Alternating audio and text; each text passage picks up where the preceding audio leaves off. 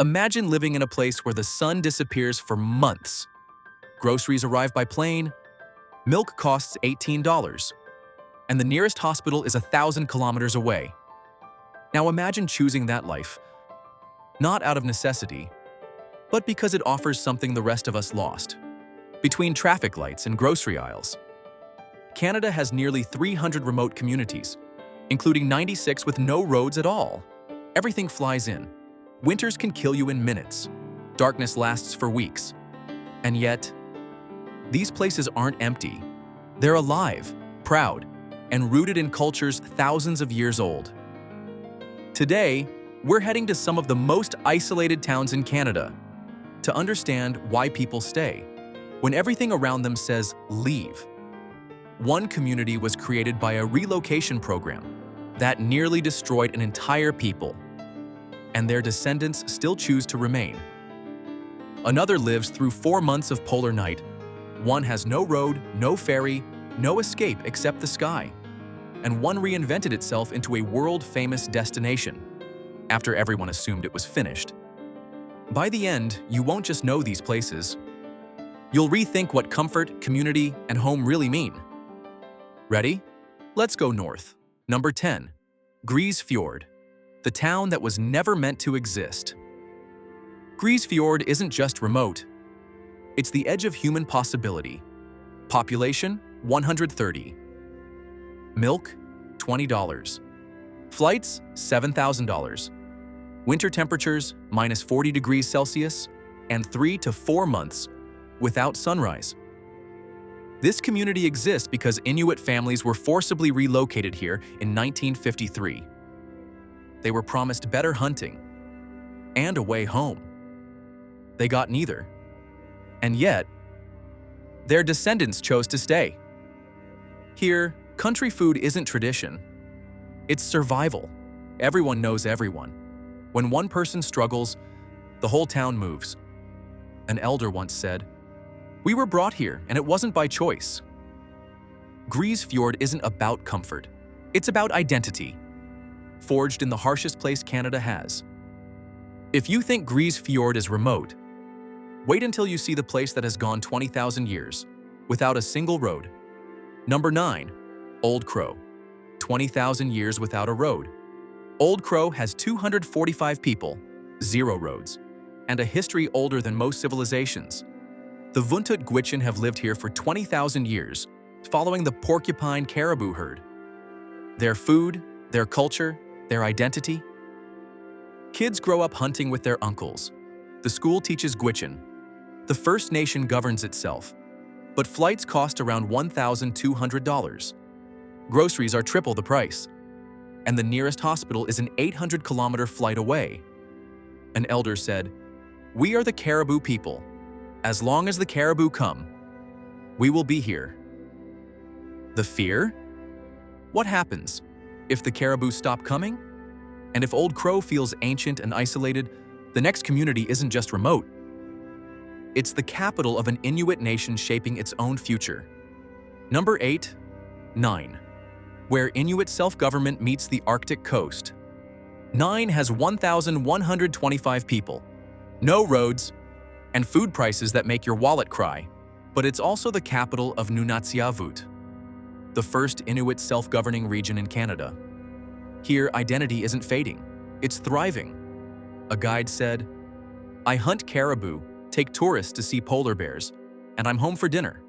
Try that in Toronto. Nain is remote, expensive, and medically risky, but it's also a place where culture leads, not follows. Number 7. Fort Chipewyan, a 237-year-old community with no road. Founded in 1788, and still no year-round road.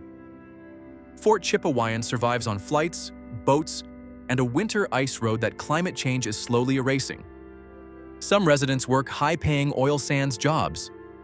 Others fear the environmental cost.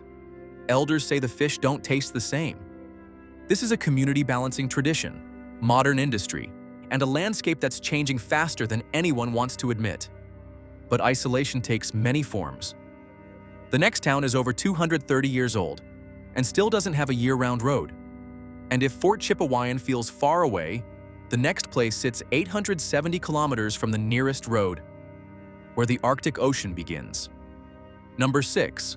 Kugluktuk, where the Arctic Ocean meets Copper Inuit history. Kugluktuk sits at the mouth of the Coppermine River, 870 kilometers from the nearest road. Milk costs around $15. Flights cost about $2,000. And the land is everything. Some residents work in diamond and gold mines, then return home to hunt caribou and fish Arctic char. A hunter said, "The mine pays well. The land feeds me. But the caribou herds are declining, and that threatens far more than dinner." But isolation can also be breathtaking. The next community looks like a fantasy world and survives on some of the most fragile ice on Earth. Number 5. Pond Inlet. Beauty so extreme it redefines remote. Pond Inlet looks like a fantasy movie set. Glaciers, mountains, drifting icebergs. But life here is built on something deeper. Narwhal. Narwhal hunting is culture, food, and community. Tourism helps people stay. Pride keeps them rooted. A guide said, "I get paid to show people what I love." But flights are expensive, housing is overcrowded, and climate change is making the ice unpredictable. Still, Pond Inlet remains one of the most culturally vibrant places in the Arctic. And if Pond Inlet seems extreme, the next place has no roads, no cell service, and lives entirely by the rhythm of the caribou. Number 4. Pawletuq, a community held together by land and caribou. Pawletuq has 265 people, no road, and winters that feel endless. It sits beside Tuktut National Park, a place almost no one on Earth will ever see. Life revolves around the blue-nosed caribou herd. A hunter said, "The South has stores. We have the land." Flights cost around $2,000. Internet is slow, and weather can cut the community off entirely. For some, that's unbearable. For others, it's peace. But the harshest isolation isn't always geographic. The next community exists because a whole nation had to rebuild itself after tragedy. Number 3. Tadul Lake, a community rebuilt after a national tragedy.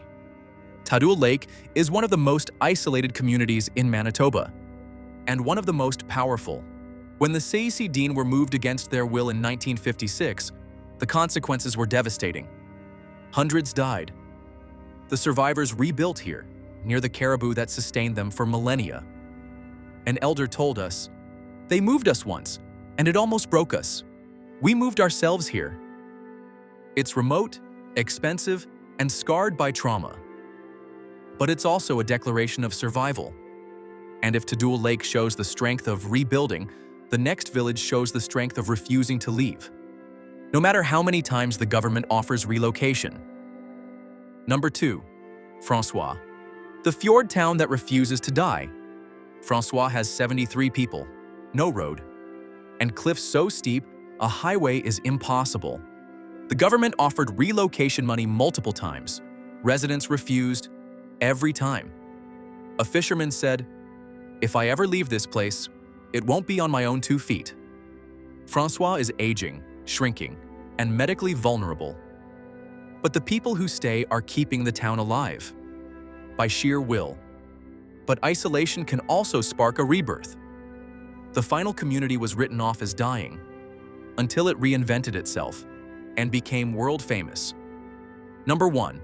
Fogo Island, the community that refused to disappear. Fogo Island isn't the most remote, but it's the most remarkable. When the cod fishery collapsed, the island seemed doomed.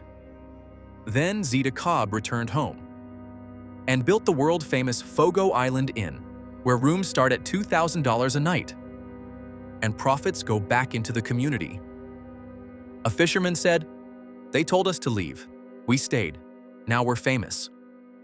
After traveling through Grise Fjord's polar night, Old Crow's caribou country, Nain's self-governed coast, Fort Chipewyan's shrinking ice roads, Kugluktuk's Arctic shoreline, Pond Inlet's iceberg highways, Pawletuq's caribou plains, and Tadul Lake's story of survival.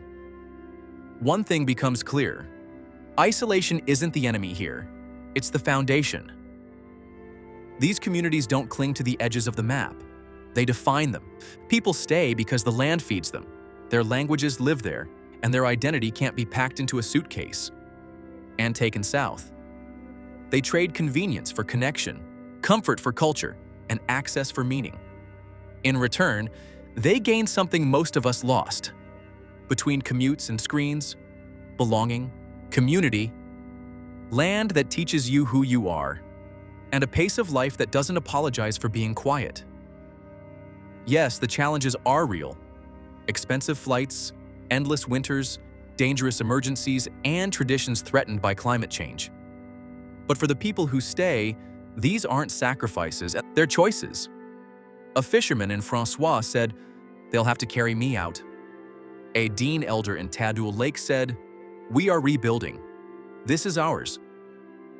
A hunter in Pawlatuck said, "The South has stores. We have the land." An elder in Grise Fjord said, "Our children chose to stay. That means something." Isolation doesn't make these places weak. It makes them honest. So the question isn't why people stay. The question is, what would you do?